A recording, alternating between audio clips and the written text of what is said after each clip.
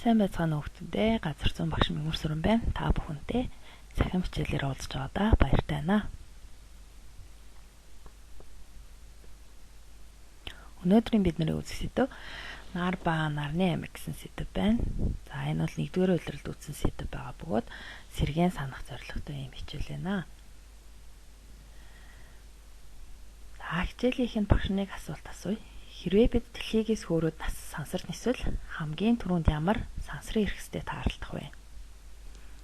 Нар, сар, одод, ангар, гариг. За та бүхэн юу гэж бодож байна? Зүйтэй.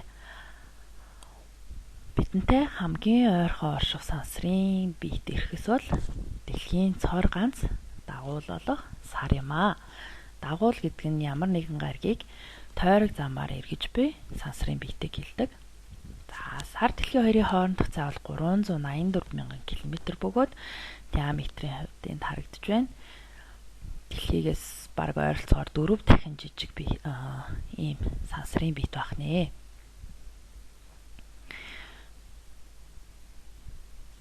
Тэгвэл дараагийн дэлхийдээ ойр орших сансрын биет бол нар юм аа. Сурагч дэлхийн диаметр нь нарны диаметрээс 109 дахин бага гэж тэмдэглэсэн байдаг. Нэг асуулт байна. Энэ нь тэгвэл нар 109 нь дэлхийдээ тэнцүү гэсэн үг үү? Бодоод үзээрэй хүүхдүүдээ. Та нарын бодлоор юу гэж бодож байна?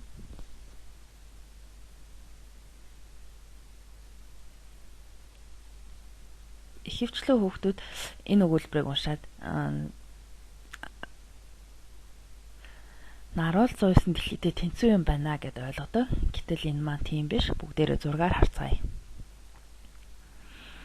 Диаметр нь 109 дахин томоо гэдэг нь зөвхөн энэ зурагт харагдаж байгаа шиг байдлаар хэмжигдэх нь. За үүнтэй холбоотой нэг сонирхолтой харьцуулалт харъя бүгдээрээ. Нар Бархас ойд гариг буюу нарны аймгийн хамгийн том гариг дэлхийг харьцуулсан харьцаа ах нэ. Наран дотор ойролцоогоор 1000 Бархас ойд гариг багтахаар ийм хэмжээтэй. Тэгвэл Бархас ойд гариг дотор бол ойролцоогоор 1300 дэлхий багтахаар ийм хэмжээтэй. Тэгвэл энэ маань юу гэсэн үг юм бэ гэхээр эзэлхүүний хувьд бол нар манай дэлхийгээс 1.3 сая дахин том ийм сансрын биет байх нэ. Тэгвэл нар гэж юу юм бэ? Нар бол тэнгэрт харагдаж байгаа оддтой адилхан бас нэгэн од байх нэ. Гэхдээ бусад одноос ялгаатай том харагддаг. Тэгвэл энэ нь хамгийн том од гэсэн үг юм болов? Та нар юу гэж бодож байна вэ?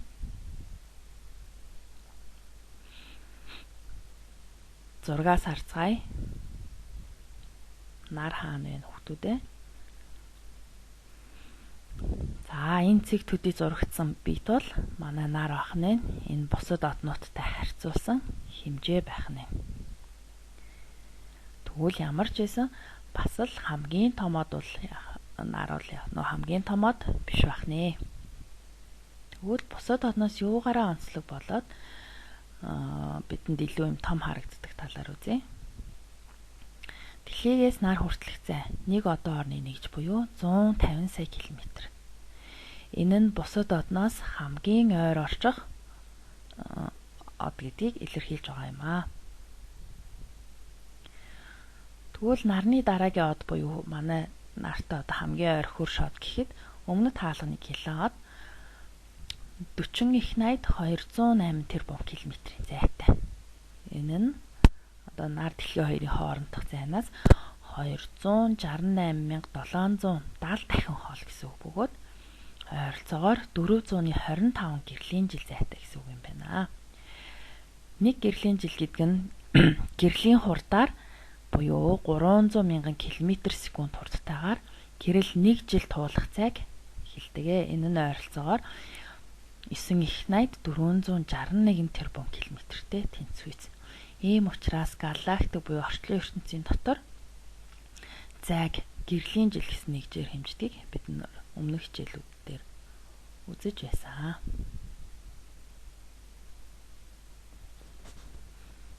Нарны тухай товчхон авч үзвэл ойролцоогоор 4.5 тэрбум жилийн өмнө үүссэн гэж үздэг бөгөөд найрлагын хувьд ус төрөгч 92.1%, гээлий 7.8%, бусадгийн 0.1% эзэлдэг.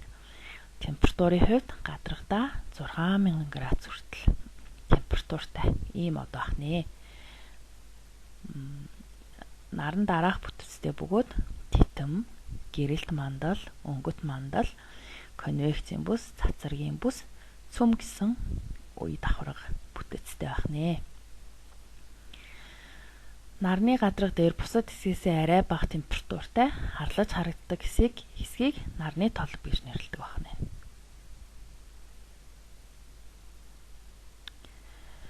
Нар болон түүнийг тойрон эргэж буй гаригууд тэдгээрийн дагуулууд бага гаригууд солир сүүл тодтыг хамтд нь нарны аймаг гэж нэрлэдэг байна. За зурагт гаригуудыг харуулсан байна. Нарны аймгийн бүх массын 99.86% нь зөвхөн нар эзлэх бөгөөд нарны татах хүчний үйлчлэлээс нарны аймгийн бүх гаригуудыг хөдөлгөөн хамаарч байдаг. Нар дэлхийгээс массаараа 33,000 дахин эзлэхүүнээрээ 1.3 сая дахин их байна. Гаригуудыг дотор нь дотоод гариг буюу дэлхийд төсд гаригууд, гадаад гаригууд буюу бархас ойд төсд гаригууд гэж ангилдаг. За дэлхийд төсд гаригууд нь хэмжээнд жижиг чулуулаг бүтэцтэй байдаг бол бархас ойд төсд гаригууд нь аврах том их хвчлэн хийнээс тогтдог. Одоо бүгдээрээ нарны аймагтай холбоотой нэгэн богино бичлэгийг үзье.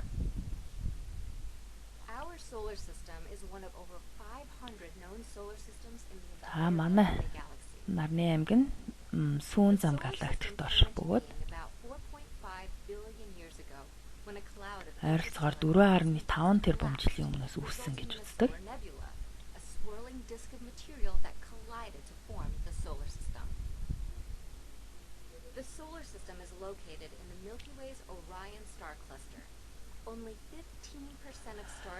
Сүүн зам галактикт орших 100 тэрбум гаруй одны нэг бөгөөд нийт оддын 15% орчим хувь нь дагуултай гаригууд байдаг. За нарыг тойрон эргэж буй 8 гаригийг 2 бүлэгт хуваадаг. За нэгдүгээрх нь дэлхий төс гариг, бууд, сугар, дэлхий, ангар гаригуудыг авч үздэг бөгөөд чулуун гадрахтай, цагираг байхгүй, цөөн дагуултай, хэмжээний хувьд жижиг байдаг онцлогтой. За бууд гариг бол хамгийн жижиг гариг байна.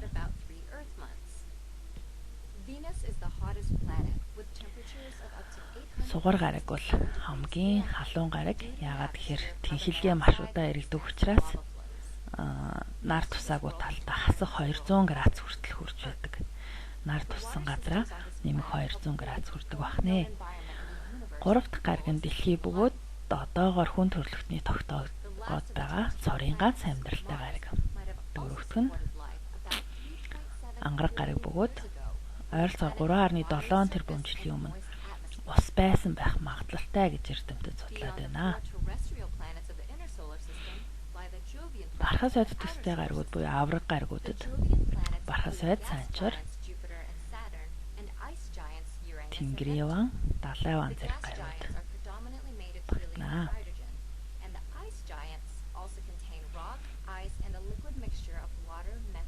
Эдгээр гаригууд нь нягт багтай, хөвчлэн хийнээс тогтсон байдаг. Олон дагуултай, цагиргын бүтэцтэй, хэмжээний хувьд юм аврах том гаригууд байдаг. Бархас ойд гариг бол нарны аймгийн хамгийн том гариг. Хоёр дахь том гариг нь санчир гариг бөгөөд гадуураа тойрсон гоёмсог бүслүүртэй гэдгээр онцлогоо.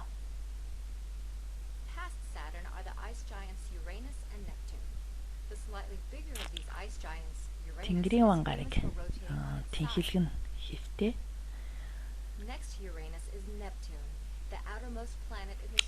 За далайван гариг бол нарнаас хамгийн хол орших гариг юм аа. Парасойд болон ангараг гаригийн хооронд байх энэ хэсгийг баг гаригийн бүс гэж нэрлэдэг байна.